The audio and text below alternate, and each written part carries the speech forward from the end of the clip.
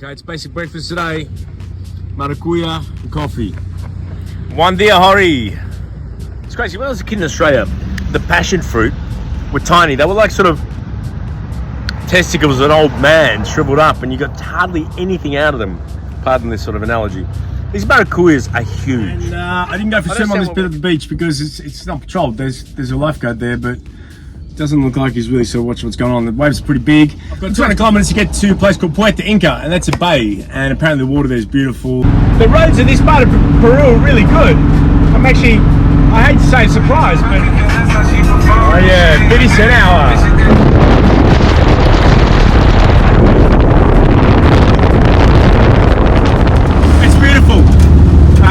But unfortunately, in this part of Peru, they're guilty of just throwing shit out the window. They just don't seem to care. There's a lot of litter around.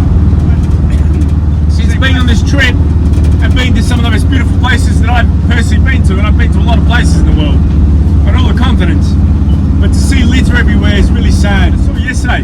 People on the highway just driving, plastic bottles out the window, don't give a fuck. This concept of throwing it away and people not realising the plastic doesn't go away. Very, very pretty down here. Kombi's doing well. I got 150 kilometres. I've been where I need to be. And stay there for a couple of days and just hang out on the beach. Unfortunately, the river I wanted to go to find these snakes is extraordinarily difficult to get to. There's no way to drive there. I'd have to either fly or or take a boat down the river, and it could take weeks, and I personally don't have weeks. I've only got 2 more months left of my visa here, and that's when you overstay a visa. If you don't have a vehicle, no problem, right? Because they just kick you out of the country, and that's what happened to me in Brazil. I overstayed my visa, and they made me leave. But when I got a vehicle, they can impound the vehicle, and I don't want that to happen. A mate of mine, Nick, who owns a company called Nick's Bolivian Adventures in Bolivia. Anyone going to Bolivia wants to see jaguars, birds, snakes, fucking you name it, this is the guy to do it with. He's Australian, amazing guy, been over there for many, many years. He's got a great business, and is all about environmentally conscious safaris. Doesn't go out there and bait the animals and shit to bring them to you, so he's really good. But he's given me the lead of a place in Colombia to go and find these snakes. And that's the idea for me. I'll go to an eco lodge and hopefully find these snakes, but I don't think they'll be the 10-meter snake I'm looking for, but I guess.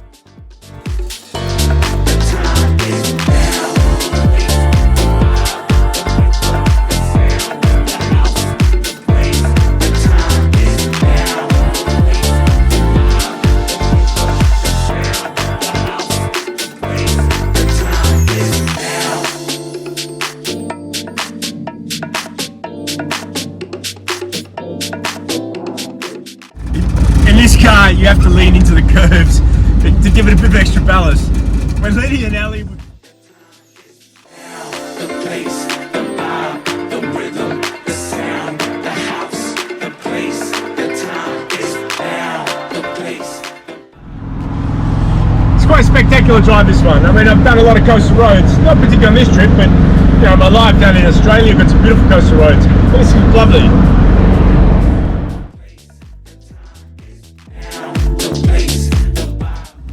This road I'm on is the Pan American. It goes all the way from Alaska down to Ushuaia. Obviously, it sort of changes into its various names, but this is the Pan American Highway. This bit winds around these sort of valleys, and the sea is just over there, but I'm just sort of hugging this sort of almost like a volcanic valley.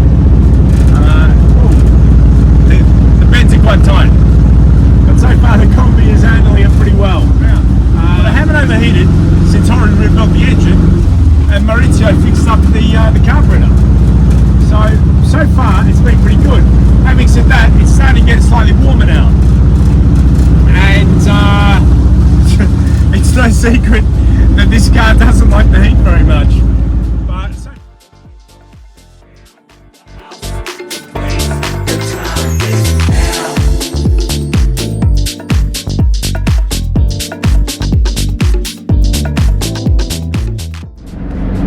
these little beaches are just secluded, there's no one there.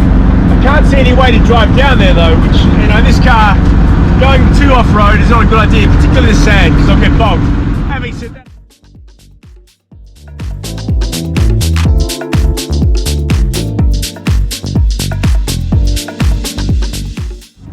last 50 kilometres, it's so desolate out here. I mean, the water is just there. It's sort of like driving through like a desert in a way, where there's no vegetation. It's very volcanic, and there's all these dotted little sort of like, I guess it's sort of like fishermen's houses. They're just made of plywood and like thatch. I mean, literally, it's just dunes, and there's not a single skerrick of vegetation anywhere. It's basically got hundreds and hundreds of kilometres of just empty beaches. I mean, it's quite stunning. It just goes on and on. One thing, there's signs that say, you know, do not litter all over the place, and underneath them there's fucking litter everywhere. So I guess ecology and environmental consciousness is really the 12th hour of development. So the countries that are less developed care less about the environment. It's really pretty. I'm glad we're doing this. This is definitely a part of Peru that I didn't know, and I didn't really think about when I thought about Peru. Once again, I always thought about the highlands and, you know, up where the Inca ruins and all that trekking and stuff, but because I've done it, I'm not doing it again. So this is really great to see this side of Peru. All these little houses out here. Oh fuck. No one lives in them.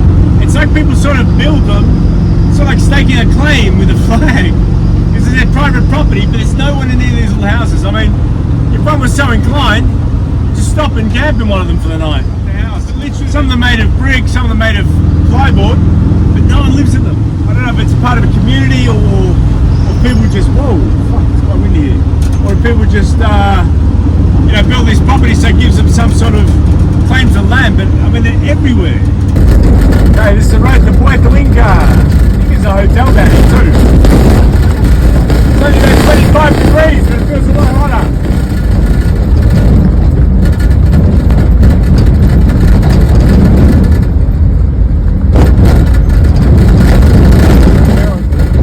Oh, there it is. Oh, that's cool.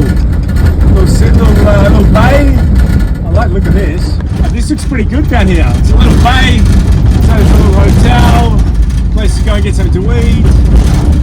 Shade's going to be an issue. It's hot down here. Fuck. Don't want to go off the side of one of these, and that is the end of the Kombi. Probably me.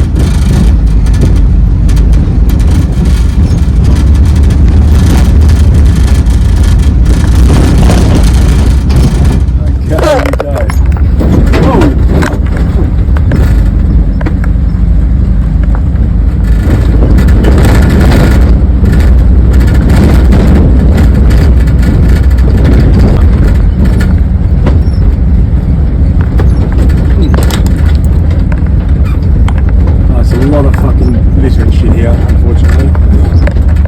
Certainly been to more beautiful beaches, but at least this one you go for a little swim in. I was going to stay the night, but it's not very nice, I have to say. I mean, there's fucking litter everywhere. The water's lovely, so I've been for a quick swim, but there's a few more fishing villages along the way, so I might go and park up in one of those fishing villages and keep going. But I mean, you can't walk around barefooted. There's broken glass and shit all over the place, which is such a shame. I mean, makes you realise how spoiled we are in Australia and how different our mentality is back home, that we really look after our beaches, and it's so beautiful back home. It's 2 o'clock in the afternoon and 2:30, been for a swim. I guess next stop's probably, I'll head towards Ica. I mean, actually the coast down near, as I was coming along here, were beautiful because there's nothing down there, but it's ironic, anywhere where there's sort of any sort of sign of people, and it's bloody awful. It's a bit of a shame. I was really hoping that was going to be nice. Out there, it's all olive groves. It's so bizarre. In the middle of nowhere, in the middle of the desert, there's a huge olive grove. Just realised I'm only 100 kilometres from Nazca, which is where the lines are. So I guess that's where I head. Go to Nazca.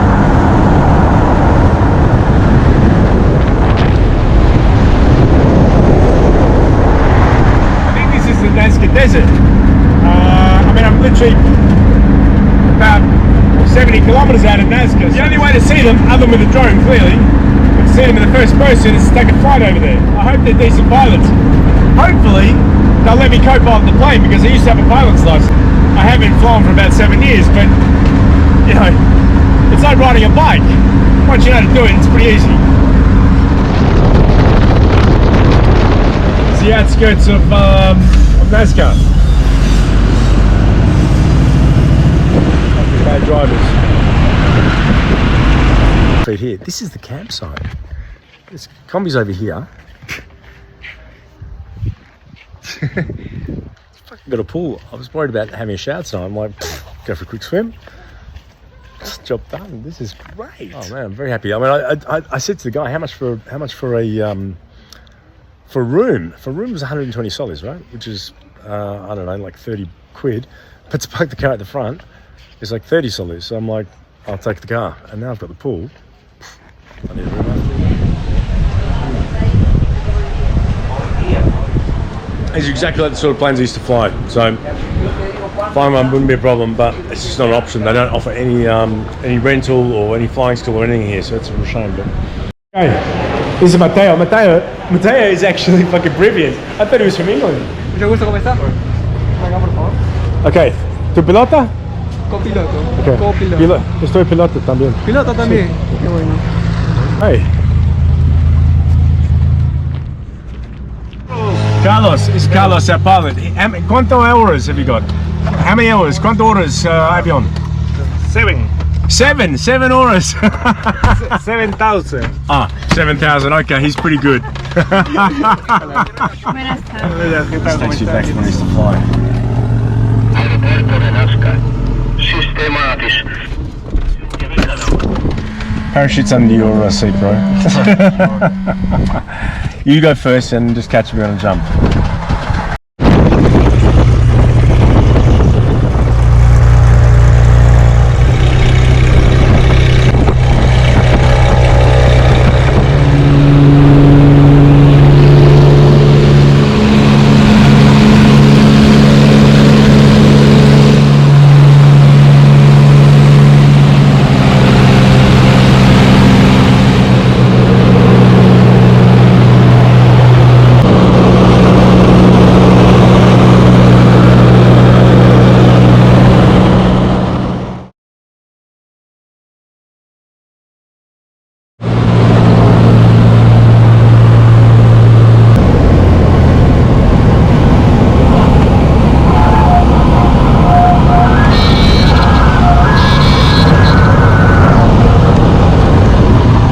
Got back from Nazca for flying. That was really good fun. I met a fantastic guy, Matteo, from Peru. In fact, when I met him, I thought he was from England because he had such a posh accent, but really lovely guy, like super nice. I mean, guy. I used to fly all the time. I haven't flown in a small plane for probably 7 years, but I used to have my own plane. But the banking is very steep. And I'm not used to sitting in the back of a plane. And when I don't mean commercially, I mean as in like when I used to fly a small plane. So obviously there's a lot of yaw. The movement of the rudder gives you a lot of yaw, and the banking is sort of 35 degrees. It's tight banking, and I have to admit, at the end I had a small twinge in the stomach, like I started to feel a little bit of air sickness. You know, do people get sick often? He said, man, every day there's people get sick in the plane. So thankfully I wasn't sick, but it was worthwhile. I mean, it was expensive. It's the only airport I've ever been to where you have to pay a tax to leave, you have to pay a tax to land, but you're not actually leaving the airport. It's you know, it's geared towards the tourists. I understand why they do it, because you've got to make money and stuff and keep the runway going. But I think all in all, it's probably, I think roughly for 30 minutes, it's probably about £90. Probably the most touristy thing I've done for a long time. But the only way to do it is by air. You just can't see it otherwise. How they did it is still a mystery. They know who did it. They know when they did it. They just don't know how they got the geometrics so perfect. But yeah.